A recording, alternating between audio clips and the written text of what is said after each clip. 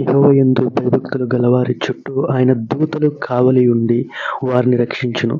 నా ప్రియ సహోదరుడా, గిద్యోను జీవితంలో గిద్యోను ఒక పిరికివాడై గోధుమలు నలుపుచుండగా, గోధుమలను దుల్లుచుండగా దేవుని యొక్క దూత గిద్యోనుకు ప్రత్యక్షమై గిద్యోన్ని ఏ రీతిగా అయితే బలపరిచిందో, గిద్యోన్ని ఏ రీతిగా అయితే ఒక గొప్ప వీరుడిగా మార్చిందో, భయపడుతున్న గిద్యోని జీవితంలో దేవుడు ఏ రీతిగా అయితే అద్భుతం జరిగించి ఒక దూత ద్వారా గిద్యోన్ని ఏ రీతిగా అయితే ముందుకు నడిపించాడో, నా ప్రియ సహోదరుడా, ఈరోజు నువ్వు ఏ విషయంలో భయపడుతున్నావు, ఏ విషయంలో నువ్వు దిగులు చెందుతున్నావు, ఏ విషయంలో నా వల్ల కాదనుకుంటున్నావు, ఆ విషయంలోనే దేవుడు ఈరోజు నీతో మాట్లాడాలనుకుంటున్నాడు. నీతో మాట్లాడాలనుకుంటున్నాడు. ఈరోజు నీ జీవితంలో ఒక దూత రాకపోయి ఉండొచ్చు. దేవుని యొక్క వార్త దేవుడే తన వాక్కు ద్వారా నీతో మాట్లాడి ఉండొచ్చు. ఒకవేళ దర్శనాల ద్వారా నీతో మాట్లాడి ఉండొచ్చు. ఒకవేళ దేవుని ప్రజలైన, దేవుని సేవకులైన పాస్టర్ల ద్వారా నీతో మాట్లాడి ఉండవచ్చు.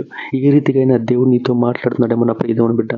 దేవుడు నీతో చెప్పేది భయపడద్దు అని చెప్తున్నాడు. నువ్వు ఏ విషయంలో అయితే భయపడుతున్నావు, ఏ విషయంలో అయితే నేను చేయలేను అనుకుంటున్నావో ఆ విషయంలో భయపడక దేవుడి యందు విశ్వాసం ఉంచిన ప్రియ దేవుని బిడ్డ, దేవుడు ఖచ్చితంగా అది నీ జీవితంలో జరిగిస్తాడు.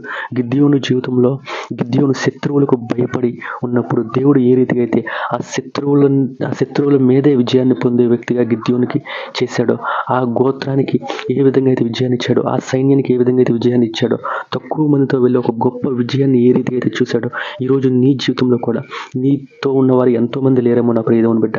నువ్వు ఒక చిన్నవాడుగా ఉన్నావేమో, అయినప్పటికీ దేవుడి యందు విశ్వాసం ఉంచు. దేవుని సహాయాన్ని కోరు.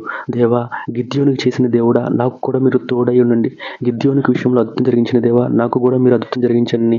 దేవుడి యందు విశ్వాసం ఉంచి ప్రార్థించిన ప్రియ దేవుని బిడ్డ, దేవుడు ఖచ్చితంగా నీకు సహాయం చేస్తాడు. గిద్యోనికి ఇచ్చిన విజయాన్ని దేవుడు నీకు అనుగ్రహిస్తాడు. ఆమేన్.